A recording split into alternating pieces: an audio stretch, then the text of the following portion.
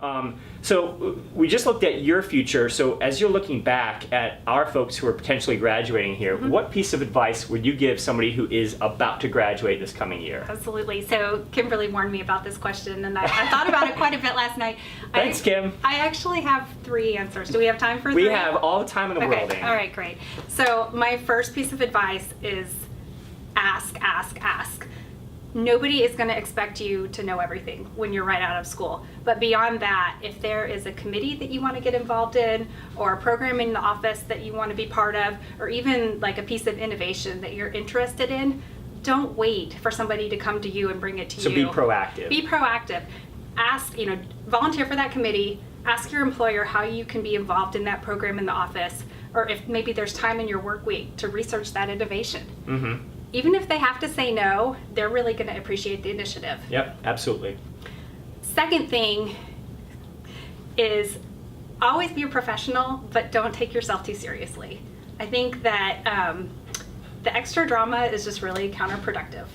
Absolutely. I couldn't agree more. I think that's part of what we're trying to do with this show is to be serious and to take the profession seriously, but also have a little fun along the way. Have a little fun with it. Don't get too wound up in the little things. I think I've let myself, in the past, it's funny to reflect, Sure. 5 years back and think, gosh, that round of promotions really upset me. Or, this person did this and that person did that. It really upset me. Who cares? It's just the extra drama again. I think it's just really counterproductive to personal growth and also your team members' growth. Sure. They're gonna feed off of that as well. And then the third piece of advice that I would, probably the most important one that I would give myself again, is don't be too afraid of taking some risks. That's a great one too. So when you're hiring, what are you looking for qualitatively? What kind of attitudes, what kind of abilities, what are you looking for when you hire?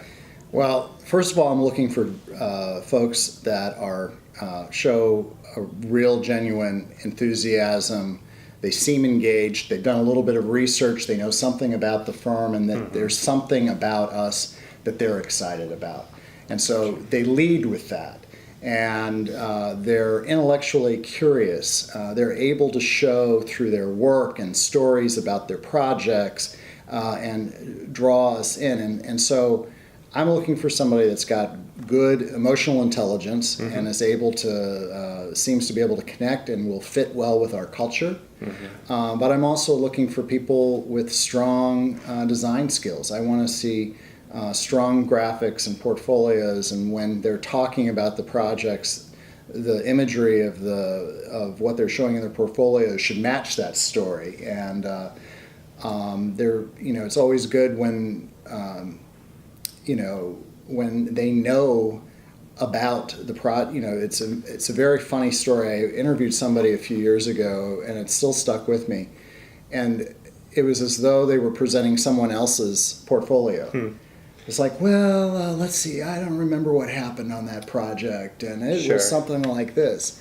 And I advised them at the end of the interview, I said, look, you seem like a really talented person and you're engaging, but my advice to you is go back and put together a narrative on every single one of these and string a list of stories together that are going to really draw me into your work and into you and your process, because right now I got the sense that this wasn't interesting enough for you to even remember, and you did the project 2 years ago. Yeah, if you can't be the master of your own content, then how are you going to come out here and be the master of selling a Perkins & Will project? Exactly. But I always am looking for an intellectual curiosity, somebody that wants to understand how to be engaged in a project, learn and soak up stuff, but then take it further.